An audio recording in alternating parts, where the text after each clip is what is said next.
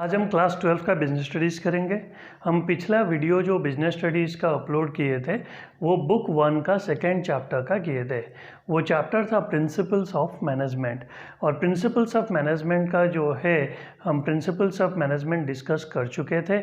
आज इस चैप्टर का जो सबसे इम्पोर्टेंट क्वेश्चन है जिसमें हर साल बोर्ड में आता है, आज उसका जितना हो सके हम उतना पॉइंट डिस्कस करेंगे, क्योंकि सारा शायद हो नहीं पाएगा क्योंकि वीडियो हमें 15 to 17 मिनट्स का बनाना है और पॉइंट्स जो है वो ज़्यादा है, पॉइंट्स है 14। तो आज हम करने क्या जा रहे हैं, सारे बच्चों को पता होगा क्योंकि स्कूल में ये पढ़ा चुके होंगे, वो है फेयोल्स प्रिंसिपल्स ऑफ मैनेजमेंट। तो आज हम फेयोल्स प्रिंसिपल्स करेंगे। तो ये जो फेयोल्स के प्रिंसिपल्स है ये टोटल जो है 14 प्रिंसिपल्स है। तो 14 प्रिंसिपल्स हम डिस्कस करेंगे, लेकिन एग्ज़ाम में जो है इसमें से 14 के 14 इम्पोर्टेंट नहीं है, कुछ प्रिंसिपल्स इम्पोर्टेंट है।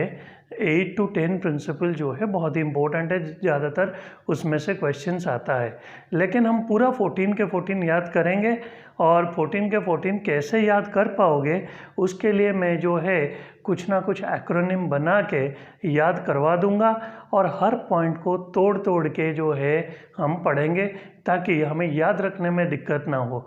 जैसे बुक में पैराग्राफ में लिखा है वो पढ़ के जो है बच्चे भूल जाते हैं, वैसे नहीं, हम जो है इम्पोर्टेंट जो है हाईलाइट कर देंगे इम्पोर्टेंट टर्म्स, जिससे हम एक सिंपल सेंटेंस लिख सकते हैं, और हम ये 14 प्रिंसिपल्स ऑफ मैनेजमेंट फेयोल्स का वो अच्छे से कर लेंगे।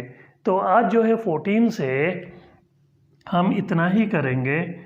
डैड यूज्ड रोज। अब इतना करने का कोशिश करेंगे क्योंकि बहुत हो गया, 11 पॉइंट हो जाएगा, और रोज़ किसको दिए क्या दिए मम्मी को अगले वीडियो में बता देंगे हम, ठीक है। डैड को जो है एक वीडियो तक जीने देंगे। तो डैड यूज्ड रोज, इसको तोड़ तोड़ के हर अल्फ़ाबेट में एक एक पॉइंट इसी ऑर्डर में मैं कराऊंगा, क्योंकि बुक में ऑर्डर जो है उस ऑर्डर में अगर करेंगे हम भूल सकते हैं, लेकिन अगर हम ऐसे करेंगे हमारा कोई भी पॉइंट मिस नहीं होगा। तो अब करेंगे हम पहला पॉइंट जो डी में है, that is division of work.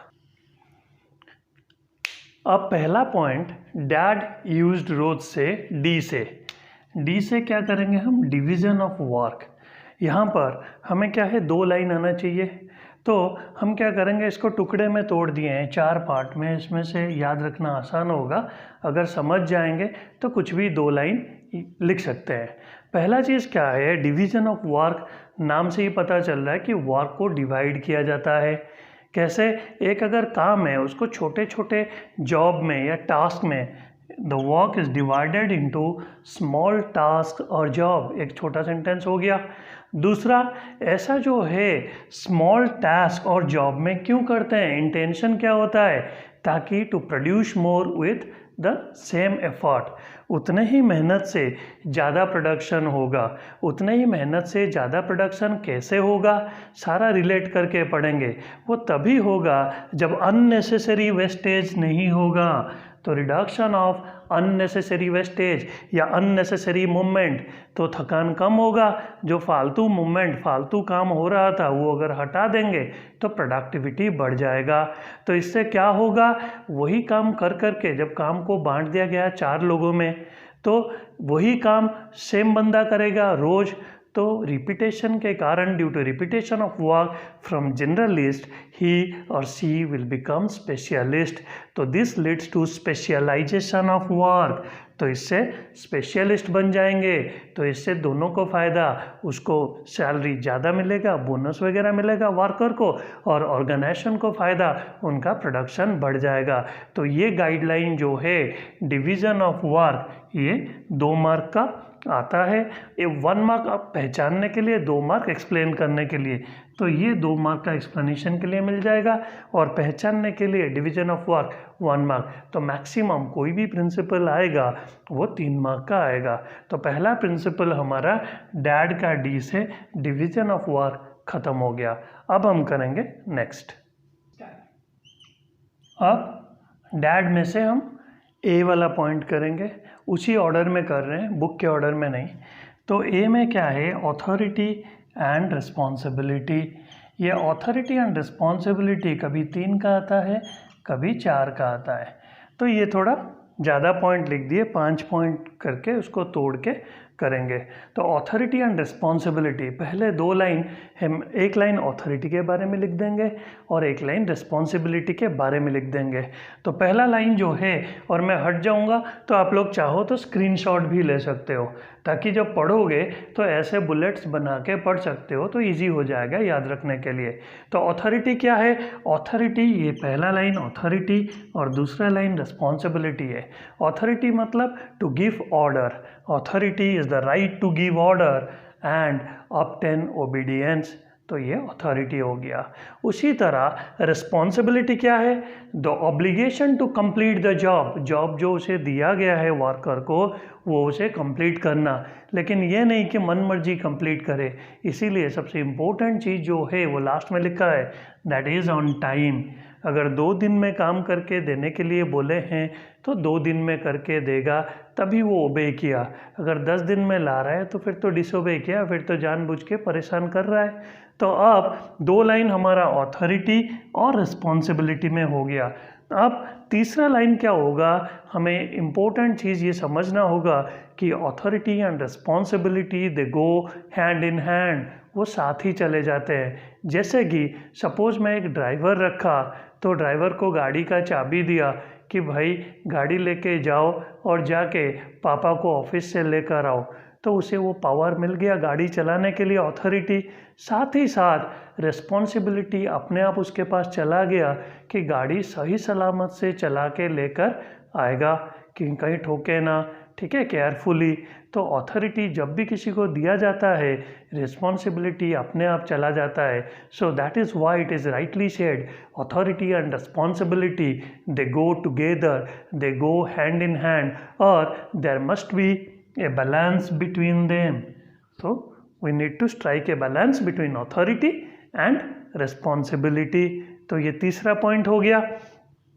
अब चौथा पॉइंट में जो है, आर है रिस्पॉन्सिबिलिटी और ए है ऑथोरिटी।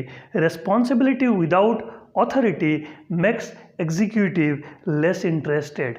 तो एग्जीक्यूटिव को जो है अगर रिस्पॉन्सिबिलिटी दिया, सपोज कुछ काम करने के लिए, लेकिन पावर नहीं है उसके पास, सपोज गाड़ी चला नहीं सकता, ड्राइवर को रखा हूँ, बोल रहा हूँ जाके पापा को लेकर आओ, तो फिर वो इंटरेस्ट ही नहीं लगा, भाई कैसे लाऊंगा, कंधे पे बिठा के थोड़ी लाऊंगा।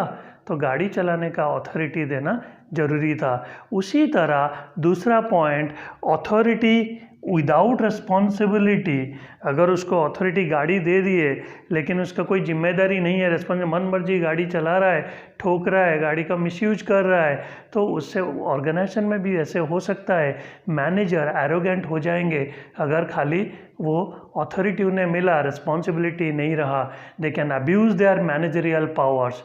तो इसीलिए ऑथोरिटी और रिस्पॉन्सिबिलिटी जो है दोनों इक्वली इम्पोर्टेंट है। Authority without responsibility is useless, similarly responsibility without authority is meaningless. तो ये समझना जरूरी है।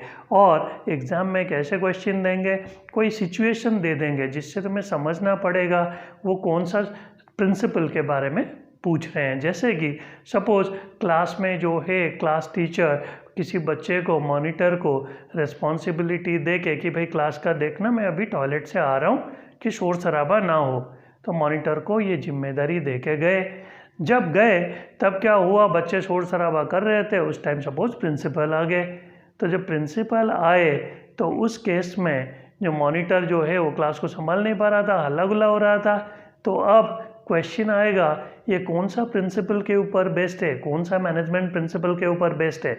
तो पहले जो है हमें समझना पड़ेगा ये ऑथोरिटी एंड रिस्पॉन्सिबिलिटी प्रिंसिपल के ऊपर कैसे बेस्ड है। ये ऐसे बेस्ड है कि जो ऑथोरिटी है, टीचर मॉनिटर को दे गए थे पावर कि कोई अगर बदमाशी करे उसे सज़ा दे सकते हो, लेकिन जो रिस्पॉन्सिबिलिटी था वो मॉनिटर को दे नहीं सकते। प्रिंसिपल जो है टीचर को ही रिस्पॉन्सिबल मानेगा। क्यों? Responsibility is absolute in nature, it cannot be delegated. तो रिस्पॉन्सिबिलिटी जो है किसी को दिया नहीं जा सकता। However authority can be delegated, तो डेलीगेट मीन्स टू गिव, तो वो अपना ऑथोरिटी पावर तो दे सकते थे लेकिन वो अपना रिस्पॉन्सिबिलिटी से जो है भाग नहीं सकते थे। इसीलिए प्रिंसिपल जो है will held the teacher responsible. तो ऐसे सिचुएशन देके हॉट्स पूछेंगे तो फिर अगर आप समझ जाओगे तो इसके बारे में कुछ भी लिख दो 2-3 लाइन, तुम्हें पूरा मार्क्स जो है मिल जाएगा। तो डैड में से डी और ए हो गया। अब चलेंगे नेक्स्ट डी पे ताकि हमारा डैड पूरा हो जाए। अब डैड में से लास्ट डी जो है दैट स्टैंड फॉर डिसिप्लिन। तो जो डिसिप्लिन है ये डिसिप्लिन उतना इम्पोर्टेंट पॉइंट नहीं है, ये ज़्यादातर एग्ज़ाम में आता ही नहीं है, लेकिन हमारा 14 प्रिंसिपल्स हम करेंगे तो इसीलिए कर रहे हैं। तो ये जो डिसिप्लिन है, डिसिप्लिन मतलब क्या है? रूल को ओबे करना, तो obedience to the organisational rules. तो सबसे इम्पोर्टेंट चीज़ जो याद रखना है, डिसिप्लिन मतलब रूल्स को मानना। तो ये डिसिप्लिन जो है ऑर्गेनाइजेशन में, कोई डिसिप्लिन्ड है वर्कर या इनडिसिप्लिन्ड है, रूल को ओबे कर रहा है या डिसोबे कर रहा है, ये देखना किसका काम है? एक लाइन उसके ऊपर लिख देंगे। दूसरा पॉइंट आ गया सुपरवाइजर, तो require good supervisor at all level, देखने वाला कि रूल को ओबे कौन कर रहा है कौन नहीं कर रहा है। और ये डिसिप्लिन तब होगा जब एग्रीमेंट जो है वर्कर और ऑर्गेनाइजेशन के बीच में फेयर हो। अगर अनफेयर हो तो जानबूझ के रूल को डिसोबे करेंगे, लड़ाई झगड़ा सब चीज़ होगा। तो इसीलिए unfair agreement is the basis. और फाइनली अगर कोई रूल को डिसोबे किया तो उसे क्या मिलेगा? सज़ा, तो पेनल्टी दिया जाएगा। तो ये जो पेनल्टी जो है, जुडिशियस एप्लीकेशन ऑफ पेनल्टीज, मतलब जैसे सपोज वर्कर कुछ गलती करा तो सीधा गोली मार देंगे या थप्पड़ बजाएंगे, ऐसे नहीं, सोच समझ के पेनल्टी दिया जाएगा जिससे जो है दूसरों के लिए सबक हो और जिसको पेनल्टी मिले उसको उतना बुरा ना लगे या उतना उसको डैमेज ना करे। तो ये सब चीज़ जो है हमें याद रखना है डिसिप्लिन के लिए। ये इतना इम्पोर्टेंट नहीं है, लेकिन हम इसको तोड़ के 4 वर्ड में, जैसे कि रूल्स, सुपरवाइजर, एग्रीमेंट और पेनल्टी, ये 4 वर्ड में से कुछ भी याद रह जाएगा 2 लाइन हम लिख लेंगे। अब चलते हैं नेक्स्ट पॉइंट पे। नेक्स्ट एक्रोनिम में यू है, तो यू पे यहाँ पर आ गया यूनिटी ऑफ कमांड। तो यूनिटी ऑफ कमांड मतलब यहाँ पर 2 चीज़ है, एक यूनिटी ऑफ कमांड होना चाहिए, दूसरा अगर नहीं होगा तो क्या होगा। तो यूनिटी ऑफ कमांड मतलब that should be one and only one boss. तो हर इंडिविजुअल एम्प्लॉय का सिर्फ एक ही बॉस होना चाहिए, क्योंकि अगर एक इंडिविजुअल एम्प्लॉय का 2 बॉस होंगे तो एक टाइम में उसे 2 ऑर्डर मिलेगा, तो वो दोनों को तो जो है दोनों को ओबे कर ही नहीं पाएगा, क्योंकि अगर एक का काम किया तो दूसरा नाराज़ होगा तो वो उसे सजा देगा। तो ऐसे परेशान होकर एम्प्लॉय काम छोड़ के भाग जाएगा। तो पहला प्रिंसिपल जो है यूनिटी ऑफ कमांड बोलता है जो कमांड है एक ही आना चाहिए, और एक तभी आएगा जब एक ही एम्प्लॉयर होगा या एक ही बॉस होगा। So there should be one and only one boss for every individual employee. दूसरा चीज़, अगर ये नहीं हुआ तो क्या होगा, ये लिख देंगे इफ़ वायोलेटेड। अगर वायोलेट हुआ then triple C, C for chaos, C for confusion, C for conflict. तो ये चीज़ होगा, क्योंकि अगर ये वायोलेट हुआ तो 2 बॉस 2 ऑर्डर देंगे एक साथ, तो इससे क्या होगा, केओस होगा, वर्कर जो है कंफ्यूज होगा, फिर वर्कर को जो है दोनों से डांट पड़ेगा, फिर कन्फ्लिक्ट अराइज होगा। तो यूनिटी ऑफ कमांड का भी वो एग्जाम्पल दे देंगे कि suppose Ram is working in an organisation, उसका 2 सुपेरियर हैं, तो कौन सा प्रिंसिपल वायलेट हुआ और उसका वायलेशन का इफ़ेक्ट क्या हुआ। तो ये इफ़ेक्ट लिखने के लिए 1 मार्क, प्रिंसिपल बताने के लिए 1 मार्क और ये प्रिंसिपल को एक्सप्लेन करने के लिए 1 मार्क, ऐसे मिलेगा 3 मार्क और यूनिटी ऑफ कमांड ख़त्म हो गया। अब करेंगे नेक्स्ट। अब हम करेंगे यूज्ड का एस में आ गया स्केलर चेन। ये सबसे इजी पॉइंट है इसीलिए क्योंकि इसका कोई जो है वो डिफ़िकल्ट क्वेश्चन मतलब सिचुएशन बेस्ड क्वेश्चन नहीं देंगे या कोई हॉट्स नहीं आएगा, सीधा सीधा आएगा स्केलर चेन क्या है लिखो। तो सीधा आएगा तो इसे रट सकते हो। स्केलर चेन है क्या? तो स्केलर चेन है क्या? ये chain of superior end subordinate है। तो स्केलर चेन का पहला line formal line of authority between S and S, between superior end subordinate. Formal मतलब ऑफिशियल लाइन, मतलब कौन किसको रिपोर्ट करेगा। ये डायग्राम 1 मार्क देगा, तो ये डायग्राम बनाएंगे। जैसे ए है बॉस, तो ए के नीचे बी सी डी है और इधर ई एफ जी है। तो ये जो है from the highest level to the lowest level, to the lowest rank, the formal line of authority is known as scalar chain। और हम ये भी बोल सकते हैं chain of superior, जैसे C का superior B, D का superior C, B का superior A, तो it is a chain of superior and subordinates। तो एक मार्क मिल गया। दूसरा चीज़, अगर ये वायलेट कब होगा और कब नहीं होगा, तो वायलेट जो है स्केलर चेन हो ही नहीं सकता in normal course of action, मतलब नॉर्मल सिचुएशन में ये चेन को तोड़ा नहीं जा सकता। They are suppose to follow the chain. लेकिन कब वायलेट होगा, यहाँ पर लिखा गया है in case of emergency this chain can be broken. ये चेन को तोड़ा जा सकता है। और तोड़ के करेंगे क्या? सेम लेवल पे कम्युनिकेट किया जा सकता है सुपेरियर का परमिशन लेके। तो ये जो डायग्राम है यहाँ पर डी और G they are working on the same level. तो जी और डी खुद जो है एक दूसरे से बात कर सकते हैं, they can communicate in case of emergency. और जब ऐसे होगा उसे बोलते हैं गैंग प्लैंक। और ये स्केलर चेन जो है this is the oldest form of organisation, जो कि यहाँ पे लिखा नहीं है। तो हमें तो 2 लाइन चाहिए था, तो ओल्डेस्ट फॉर्म ऑफ ऑर्गेनाइजेशन एक लाइन ऐसे ही हो गया। तो ओल्डेस्ट फॉर्म इजी है तो ओल्डेस्ट फॉर्म भी कर लो। फिर ये फॉलो कहाँ पे होता है? ये मिलिट्री में फॉलो होता है, वहाँ पर बॉस इज ऑलवेज राइट, ये भी कर सकते हो। और क्या लिख सकते हो? कम्युनिकेशन, क्योंकि 3-4 मार्क का आता है। तो कम्युनिकेशन क्या है? कम्युनिकेशन जो है ये सुपेरियर और सबऑर्डिनेट के बीच में जो बातें होती है, ठीक है, passing of information from one person to another is regarded as communication, उसे कम्युनिकेशन बोलते हैं। तो ये जो इंफॉर्मेशन है यहाँ पर टॉप से लेके बॉटम तक आता है। So the communication flows from the top to the bottom in the form of order. तो बॉस तो ऑर्डर ही देगा। तो सुपेरियर से जब सबऑर्डिनेट तक आता है communication, that come in the form of order. उल्टा अगर सपोज इसे छुट्टी चाहिए तो ये क्या करेगा? एप्लीकेशन देगा। तो whenever the communication move from the bottom to the top, it will move in the form of request. So this is all about scalar chain. अब हम नेक्स्ट पॉइंट में चलते हैं। अब हम करेंगे ई। तो ई में क्या है? इक्विटी। इक्विटी जो है इक्वल वर्ड से आया है। तो इक्विटी मतलब इक्वली ट्रीट करना। तो इक्विटी का जो पहला सेंटेंस लिखेंगे हम ये लिखेंगे कि हम इक्वली ट्रीट करेंगे वर्कर्स को। इसका मतलब हम डिस्क्रिमिनेट नहीं करेंगे। There should not be any discrimination. तो discrimination is the key word on the ground of sex, religion, language, colour, caste, creed etcetera.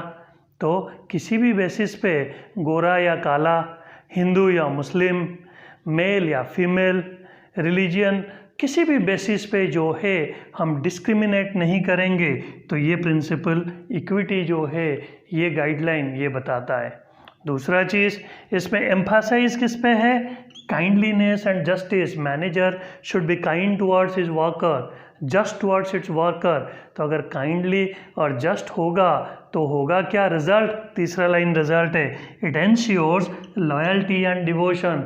Worker भी जो है लॉयल, फेथफुल होंगे, डिवोटेड होंगे ऑर्गेनाइजेशन की तरफ। तो इक्विटी प्रिंसिपल ये 3 चीज़ बताता है। अब करेंगे नेक्स्ट। अब जो डी है उसमें डायरेक्शन, लेकिन ये है यूनिटी ऑफ डायरेक्शन। तो हम अपने हिसाब से डायरेक्शन वर्ड से याद रख लेंगे।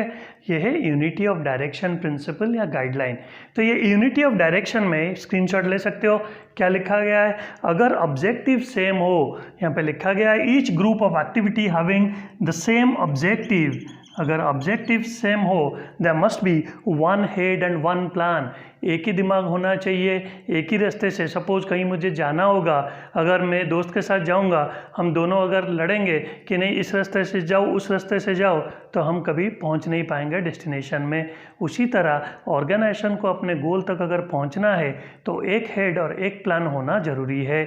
दूसरा चीज़, that will prevent overlapping of activities. कोई भी काम दो बार नहीं होगा। दो जन अगर कराएंगे तो कोई काम जो है दो बार हो सकता है। It might lead to duplication of work, जो कि यूनिटी ऑफ डायरेक्शन प्रिंसिपल को फॉलो करने से नहीं होगा। तो आज तो बहुत लंबा वीडियो हो गया, तो इसीलिए हम डैड यूज्ड यहाँ तक कर रहे हैं। बाकी जो नेक्स्ट वीडियो में रोज़ मिल जाएगा हमें, तोड़ के ले आएंगे, फिर आगे का करेंगे। तो आज के लिए इतना ही। Thank you. और वीडियो को लाइक, सब्सक्राइब, कमेंट के साथ शेयर ज़रूर कीजिए ताकि ज़्यादा से ज़्यादा बच्चों का हेल्प हो सके।